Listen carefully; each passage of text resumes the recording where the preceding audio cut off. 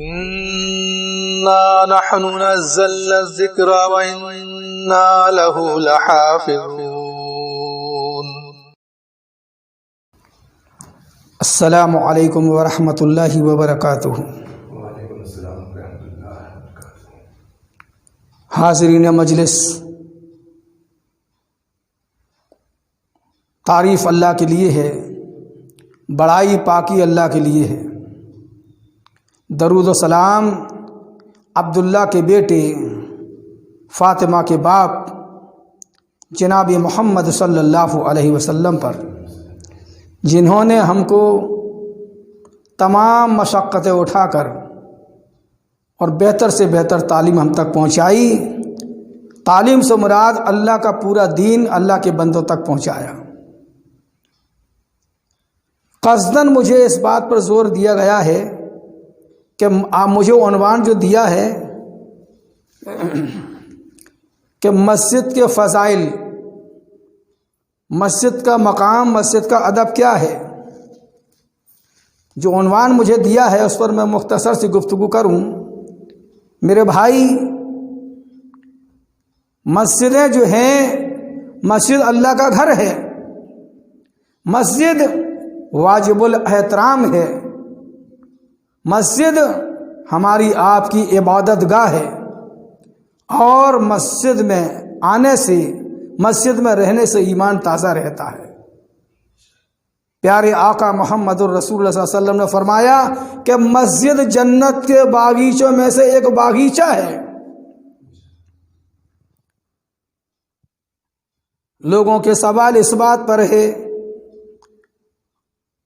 کہ اس بات پہ ضرور بتانا کہ اکثر جو ہے بستیوں میں یہ رواج پنپ رہا ہے، بستیوں میں یہ بات بڑھتی چلی جا رہی ہے کہ میت کا اعلان مسجد سے ہونا چاہیے یا نہیں. اللہ کے بندو، جہاں تک میری نظر پہنچی ہے، جہاں تک میں نے علماء دین سے سنا ہے، اور جہاں تک قرآن و سنت کی روشنی میں ہے، مختصر سا جواب دیتا چلوں. اس حدیث کو ذہن میں رکھو، اس حدیث کو ذہن میں رکھو. ایک صحابی رسول مسجد میں کھڑے ہوتے ہیں اور وہ اعلان کرتے ہیں، بات اعلان کی ہے کہ مسجد سے میت کا اعلان. لفظ اعلان پر غور کرنا.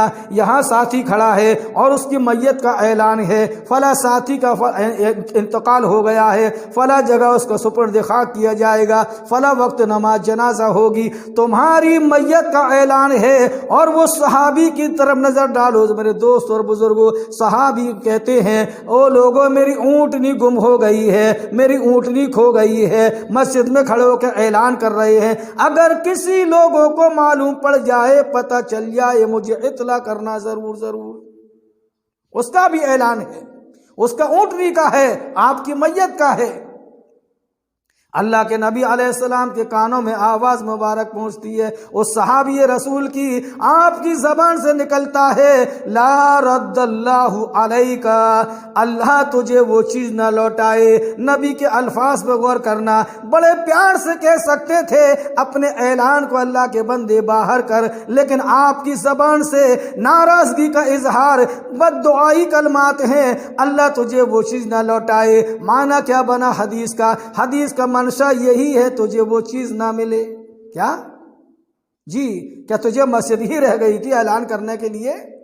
پوری بستی پڑی ہے، یعنی یہ اعلان باہر ہونا چاہیے. اس حدیث کی روشنی میں جب اس کا اونٹنی جانور حلال ہے اور اعلان بھی اس کا حلال ہے، جائز ہے، تو اس کا اعلان مسجد میں نہیں ہو سکتا. تمہاری میت کا اعلان بھی مسجد میں بالکل جائز نہیں. اس حدیث پر غور کرو ذرا. ایک صحابی رسول سامان لے کر مسجد میں بیٹھ گئے، بیچنے لگے. اللہ کے نبی علیہ السلام کی نظر مبارک پڑتی ہے. آپ نے فرمایا، لا اربح اللہ تجارتک، اللہ تیرے تجارت میں نفع نہ کرے. کیا معنی ہے؟ یہ تجارت کی بھی جگہ نہیں ہے. جو میں نے شروع میں کچھ لفظ بولے، یہ واجب الاحترام ہے، یہ عبادت کی جگہ ہے. اللہ کے نبی بد دعا دے رہے ہیں، اللہ تیری تجارت میں نفع نہ کرے. معنی کیا نکلتا ہے؟ یہ تجارت خرید فروخت تو مسجد سے باہر ہونا چاہیے.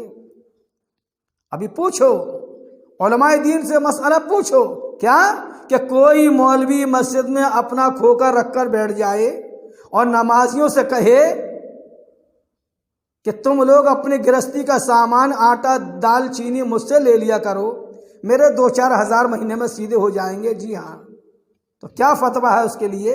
اس کا کھوکا مسجد میں رکھنا جائز نہیں، اس کا سامان بیچنا مسجد میں جائز نہیں، وہ اپنا کھوکا مسجد کے باہر رکھے، ہرگز نہیں، یہ عبادت گاہ ہے۔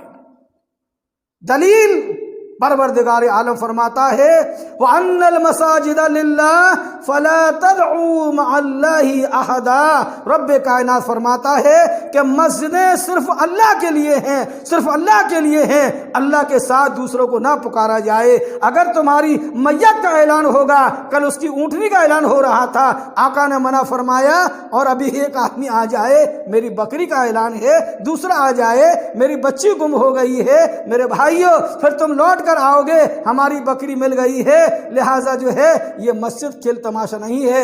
ایسے ہی بدعات پنپتی ہیں۔ ہاں، میں ایک بات کہتا چلوں، ایک بات کہوں، بڑے پیار کی بات ہے، بڑے غور کی بات ہے۔ کیا اگر میت کا اعلان رسول اکرم صلی اللہ علیہ وسلم کی حیات مبارک میں ہوا ہے، یا آپ کا زمانہ ہٹا کر اصحاب رسول کے زمانے میں ہوا ہے، یہاں تک میں دلیل کو ماننے کو تیار ہوں، اس سے نیچے میں زیادہ جانے کو تیار نہیں ہوں۔ کوئی بحث کی بات نہیں ہے میرے دوستو۔ اور ہمارے اسلاف میں سے علامہ ناصر الدین البانی رحمہ اللہ، آپ نے اپنے فتوے میں لکھا ہے مسجدوں میں اعلان کرنا میت کا بالکل جائز نہیں، منع کیا ہے۔ جی، آپ کی کتاب تصنیف جو ہے، کتاب جو ہے کتاب الجنائز، اس کے اندر آپ نے یہ فتویٰ دیا ہے کہ مسجد کے میناروں سے اعلان ہونا میت کا بالکل جائز نہیں۔ اور اگر کوئی اعلان کرتا ہے، انہوں نے لکھا ہے کسی بھی قسم کا اعلان جائز نہیں، اگر کوئی کرتا ہے تو جاہلیت کے زمانے میں مشرکین مکہ جو اعلان کرتے تھے، آپ کا فتویٰ ہے وہ اعلان اسی میں شمار کیا جائے گا۔ مسجد کیا ہے؟ مسجد میرے بھائیو اللہ کا ذکر کرنے کی جگہ ہے، اللہ کے آگے جھکنے کی جگہ ہے، اللہ کے آگے گڑگڑانے کی جگہ ہے، اللہ کے آگے رونے کی جگہ ہے۔ اللہ کے نبی فرماتے ہیں جو بندہ یا بندی اللہ کے گھر کی طرف جاتا ہے، مسجد کی طرف اٹھنے والا قدم، اللہ پاک کہتا ہے اپنے فرشتوں سے اس بندے کے نامۂ اعمال کو دیکھو، اس میں اس کے اٹھنے والے ہر قدم پر ایک نیکی لکھ دو۔ ابھی اس نے عمل نہیں کیا ہے، ابھی نیت کے مطابق اللہ کے گھر کی طرف چلا ہے، ایک نیکی لکھ دو، اور اس کے گناہوں میں سے ایک گناہ مٹا دو، اور اس کا ایک درجہ بلند کر دو۔ 3 بشارتیں دی ہیں محمد الرسول اللہ صلی اللہ علیہ وسلم نے اٹھنے والے ہر قدم پر۔ پھر نبی فرماتے ہیں، حدیث کے اندر آتا ہے، جو شخص مسجد میں بیٹھا ہے اس کا مسجد میں بیٹھنا ایسا ہے جیسے وہ اللہ کی مجلس میں بیٹھا ہے۔ پیارے آقا نے اور مزید فرمایا اس کو چاہیے مسجد میں خیر کے علاوہ کوئی فضول بات نہ کرے۔ ہاں، یہ مسجد ہے، یہ دنیا کے لوگوں کے لیے نہیں ہے۔ آپ کا کوئی گھر کا مر گیا ہے، آپ ٹیمپو چلوائیے، آپ لاؤڈ اسپیکر لگوائیے، آپ دوسرے آدمی کو دوڑائیے، اس کو مزدوری دے دیجئے، وہ اعلان کرتا پھرے گا، یہ اس میں کوئی بات قباحت کی بات نہیں ہے۔ اللہ کے گھر میں جائز نہیں ہے میرے دوست اور بزرگوں۔ کیا کہا میں نے؟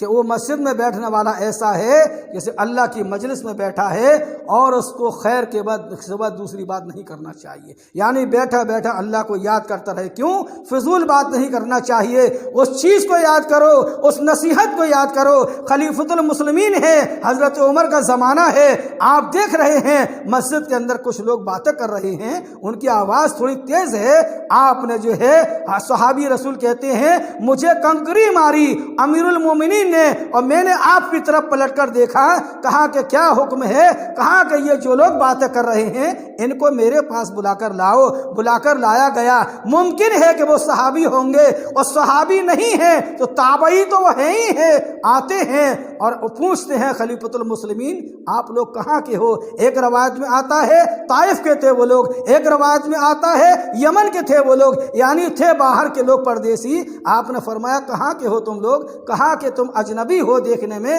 کہا کہ ہم طائف سے تشریف لائے ہیں، طائف سے آئے ہیں۔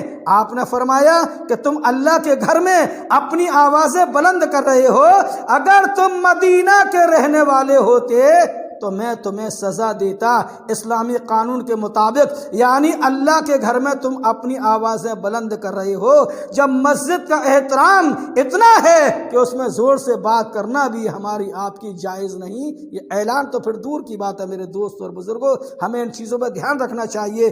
اللہ کے نبی علیہ السلام ارشاد فرماتے ہیں، حدیث کے راوی ابو ہریرہ ہیں، عن ابی ہریرہ ان النبی صلی اللہ علیہ وسلم قال من غدا الی المسجد اور راہا، نبی فرماتے ہیں جو شخص صبح شام کو مسجد کی طرف جاتا ہے، مسجد کی طرف جاتا ہے، آپ نے فرمایا اعد اللہ لہ فی الجنہ، اللہ پاک اس کے لیے جنت میں مہمانی تیار کرتا ہے، مہمانی تیار کرتا ہے۔ یہ نمازی کے فضائل ہیں، اس کا درجہ کہاں پہنچ گیا جس کی مہمانی اللہ کرنے کو تیار ہو۔ میرے دوست اور بزرگوں، یہ بے نمازی کی بات نہیں ہو رہی، یہ نمازی اور مسجد کی بات ہو رہی ہے۔ غور کرنا، ایک مثال ہے، آج ہلو ہلو کا زمانہ ہے، ہلو آپ کا عزیز، آپ کا ہمدرد کہتا ہے میں آپ کے شہر میں آ چکا ہوں اور آدھے گھنٹے بعد آپ کے گھر میں تشریف لے آؤں گا۔ آپ کا ہمدرد ہے، آپ جلدی جلدی اس کے لیے انتظامات کرتے ہیں، آپ جو ہے صوفہ گدا سیٹ کر دیتے ہیں اور اس کے لیے کچھ کھانے پینے کا اہتمام کرتے ہیں۔ بس اس سے پہلے یہی نصیحت کے مطابق اللہ کے نبی فرماتے ہیں کہ اللہ کا بندہ صبح و شام جب مسجد میں جاتا ہے، پروردگار عالم اس کے لیے جنت میں مہمانی تیار کرتا ہے۔ میرے بھائیوں، اللہ کے نبی فرماتے ہیں، حدیث کے اندر آتا ہے پروردگار عالم نے مجھے دکھایا گیا، میری امت کے اچھے اور برے اعمال دکھائے گئے، میں نے دیکھ رہا ہوں، اللہ مجھے دکھا رہا ہے، میں دیکھ رہا ہوں۔ ایسا بھی شخص مسجد میں آیا جو قبلے کی دیوار پر بلغم تھوک کر چلا گیا، بلغم تھوک دیا۔ اللہ کے نبی فرماتے ہیں دوسرا امتی آیا، اس نے اللہ کے گھر کی اتنی قدر کری، ایک تنکا پڑا ہوا دیکھا، اس نے اٹھا کر مسجد میں سے باہر پھینک دیا۔ میری امت کا برا عمل وہ تھا اور میری امت کا اچھا عمل یہ تھا۔ آپ فرماتے ہیں مجھے میری امت کے اچھے برے عمل دکھائے گئے، آپ نے برا عمل بھی بتا دیا، آنے والے انسان کا آپ نے اچھا عمل بھی بتا دیا۔ پھر نبی فرماتے ہیں، حدیث میں آتا ہے، حدیث قدسی ہے، آپ فرماتے ہیں اللہ کے نبی علیہ السلام، میرا پروردگار عالم فرماتا ہے میں چاہتا ہوں اہل زمین کے لوگوں پر، اہل زمین پر عذاب بھیجوں، عذاب کا قصد کرتا ہوں، لیکن روک لیتا ہوں، اس وجہ سے روک لیتا ہوں زمین کے اوپر کچھ ایسے بھی بندے ہیں جو میرے گھروں کو آباد رکھتے ہیں، میرے گھروں کو آباد رکھتے ہیں۔ اندازہ لگائیے، بے نمازی، ذلیل اور بدعمل ان لوگوں کی وجہ سے بچے ہوئے ہیں۔ حدیث کے مطابق اللہ کے نبی فرماتے ہیں پروردگار عالم کہتا ہے میں عذاب بھیجنا چاہتا ہوں لیکن روک لیتا ہوں ان لوگوں کی وجہ سے جو میرے گھروں کو آباد رکھتے ہیں۔ اور حدیث کے اندر آتا ہے اللہ کے نبی فرماتے ہیں پروردگار عالم نے فرمایا پھر وہ لوگ اللہ کے گھر مسجدوں کو آباد رکھتے ہیں اور آپس میں محبت رکھتے ہیں، محبت رکھتے ہیں۔ تو ایک نمازی دوسرے نمازی سے محبت کرے، یہ کاندھے سے کاندھے ملا کر کھڑا ہونا ہے۔ کل مسلم اخوا، کہ مسلمان آپس میں بھائی بھائی ہیں، تو بھائی بھائی ہیں، وہاں وہی تعلیم دی گئی ہے، آپس میں محبت کرتے ہیں۔ رب کائنات فرماتا ہے اور پچھلی رات میں اٹھ کر مجھ سے استغفار کرتے ہیں۔ یہ صفت بیان کی ہے پروردگار عالم نے۔ میرے دوست اور بزرگوں، اس لیے مسجد کے تعلق سے بہت زیادہ ہے۔ اللہ کے نبی فرماتے ہیں جس انسان نے اللہ کی رضا کے لیے مسجد بنائی، بن اللہ لہ بیتن فی الجنہ، کیا اللہ کے نبی نے بشارت دی کہ اللہ پاک اس کے لیے جنت میں گھر بنائے گا۔ پیارے آقا نے فرمایا، اے لوگو، جب تم جنت کے باغیچے میں جاتے ہو تو کچھ پھل کھا لیا کرو۔ اصحاب رسول سے فرمایا، صحابہ اکرام نے کہا، یا رسول اللہ صلی اللہ علیہ وسلم، یہ جنت کے باغیچے کیا ہیں اور یہ پھل کیا ہے؟ ہم آپ کی بات کا مقصد سمجھے نہیں ہیں۔ میرے دوست اور بزرگوں، عربی کے سننے والے، عربی کے بولنے والے، لیکن جب تک محمد الرسول اللہ صلی اللہ علیہ وسلم اس کی وضاحت نہ کر دیں، صحابہ اکرام کے بھی سمجھ میں نہیں آتا تھا۔ اللہ کے نبی نے فرمایا، جنت کے باغیچے اللہ کی مسجدیں ہیں، اور اس میں پھل یہ ہیں کہ جب تم مسجد میں جاؤ اور بیٹھو وہاں پر تو سبحان اللہ پڑھا کرو، الحمدللہ پڑھا کرو، لا الہ الا اللہ پڑھا کرو، اللہ اکبر پڑھا کرو۔ جو شخص اللہ کے گھر میں آتا ہے، اگر وہ ذکر کرتا رہتا ہے اللہ اکبر لا الہ الا اللہ، وہ ایسا ہے جنت کے باغیچے میں داخل ہو گیا ہے، اور ان اذکار کا پڑھنا ایسا ہے جیسے جنت کے میوے، جنت کے پھل کھا رہا ہے۔ اللہ اکبر۔ کیا آج کچھ لوگ کیسے ہیں؟ مسجد میں آئے، ایک آدمی ایسا ہے دینداری اس کے اندر کم ہے، سیاست کی باتیں مسجد میں، ابھی دلی میں یہ ہو رہا ہے، بمبئی میں یہ ہو رہا ہے، کلکتہ میں یہ ہو رہا ہے۔ اللہ کے بندوں ذرا غور کرو، تم کس گھر میں آئے ہو؟ اس بادشاہ کے گھر میں آئے ہو، تمہیں حساب لگانا چاہیے۔ تم اللہ کے نبی علیہ السلام کی سنت پر عمل کر کے آئے ہو۔ اللہم افتح لی ابواب رحمتک، کیا اے اللہ میرے لیے رحمت کے دروازے کھول دیے۔ الفاظ پہ غور کرو، اپنے آنے پہ غور کرو، اس دعا پہ غور کرو، اس کے مفہوم پہ غور کرو۔ تم نے دروازہ کھٹکھٹا دیا عرش والے کا، اے اللہ میرے لیے رحمت کے دروازے کھول دے، اور تم نے اندر قدم بڑھاتے ہی دلی، بمبئی اور جو ہے بنگلور کی باتیں شروع کر دی۔ میرے بھائیوں، وہ رب کائنات تمہارے لیے رحمت کے دروازے کیسے کھولے گا؟ یہ سیاسی باتیں، بڑے سے بڑے معزز لوگوں کی باتیں مسجد کے باہر ہونا چاہیے۔ مسجد کے اندر آپ جو ہے صرف اپنے بھائی سے سلام کر سکتے ہیں، مصافحہ کر سکتے ہیں، کم سے کم باتیں کرنا آپ کے لیے لازم ہے۔ آپ وضو کیجئے، تحیت المسجد، اگر نماز میں ابھی دیر ہے کھڑے ہونے میں، آپ تحیت المسجد 2 رکعت نماز پڑھیے، ہاں، اور آپ کے پاس وقت ہے، اللہ کو یاد کرتے رہیے۔ کوئی آدمی قرآن پڑھا ہوا نہیں ہے، لمبی چوڑی صورتیں پڑھا ہوا نہیں ہے، ہاں دعائیں پڑھا ہوا نہیں ہے، اللہ اکبر تو تقریباً بہت کم آسان کلمات ہے میرے دوست اور بزرگوں۔ اس لیے ہمیں غور کرنا چاہیے۔ رسول اکرم صلی اللہ علیہ وسلم فرماتے ہیں، وہ شخص ثواب میں زیادہ آگے بڑھ گیا جو مسجد میں دور سے چل کر نماز کے لیے آتا ہے، جی دور سے آتا ہے۔ اللہ کے نبی فرماتے ہیں، دوسرا وہ انسان اور زیادہ ثواب میں آگے بڑھ گیا جو اور دور سے چل کر آتا ہے۔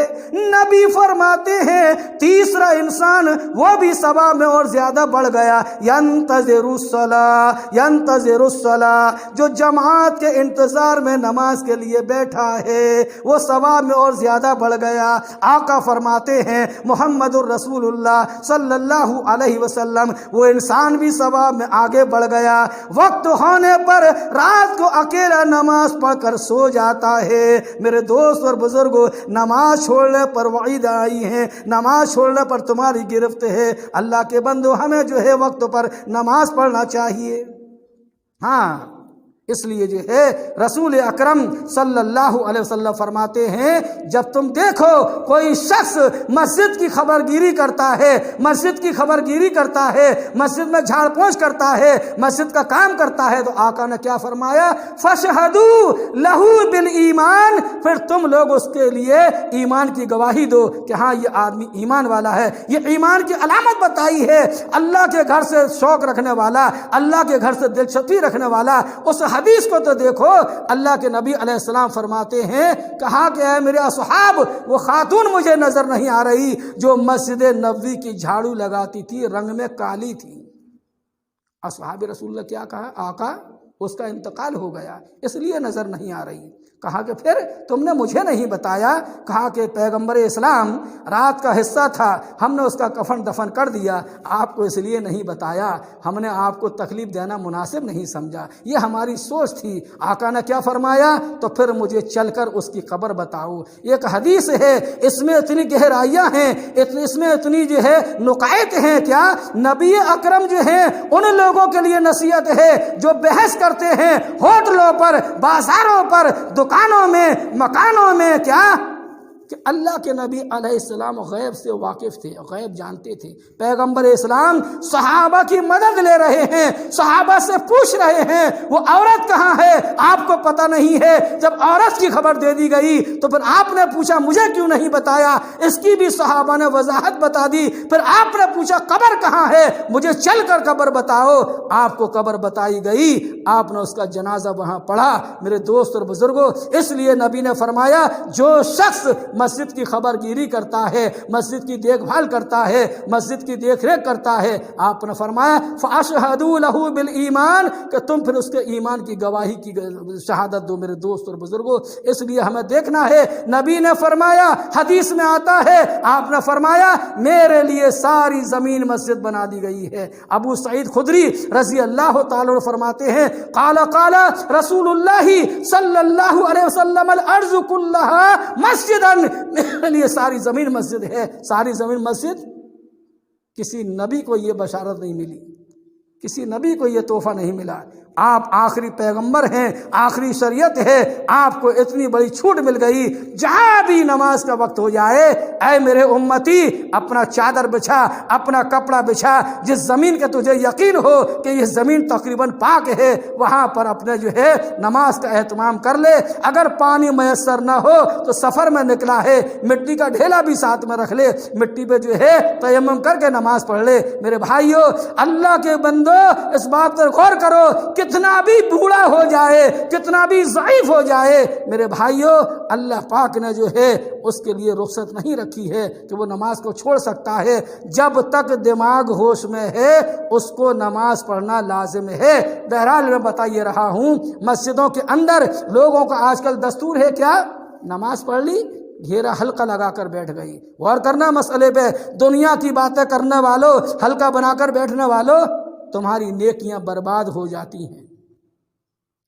اپنے ایمان کی حفاظت کرو، اپنی عبادت کی حفاظت کرو۔ میرے بھائیو، آج دنیا کے لوگ آپ دیکھیے دنیا کی دولت کو، اپنے مال کو، اپنے زیورات کی کتنی حفاظت کرتے ہیں۔ آپ نے پرانے لوگوں کو دیکھا وہ زمین میں گاڑ کر اپنے مال کو رکھتے تھے۔ آج کا زمانہ الماری تجوریوں کا ہے، خفیہ جیبوں کا ہے، بینکوں کا ہے، لیکن اپنے مال کو کتنی سنبھال کر رکھتے ہو چور اچکوں سے بچانے کے لیے۔ اس سے بڑھ کر اپنے ایمان کی حفاظت کرو۔ ساری دنیا کا مال و متاع ایک طرف اور ایک مومن کا ایمان ایک طرف۔ کیوں؟ جب تمہارا ایمان ہے تو خاتمہ ایمان پر ہوگا اور تمہیں جنت ملے گی، اور جنت کا بدلہ دنیا کی چیزیں اس کے سامنے کچھ نہیں، کچھ نہیں۔ میرے دوستو، اللہ پاک جو ہمیں اس باتوں کی توفیق عطا فرمائے کہ ہمیں جو ہے اپنے ایمان کی حفاظت کرنے کی توفیق عطا فرمائے اور اپنی عبادت کی بھی حفاظت کرنے کی توفیق عطا فرمائے۔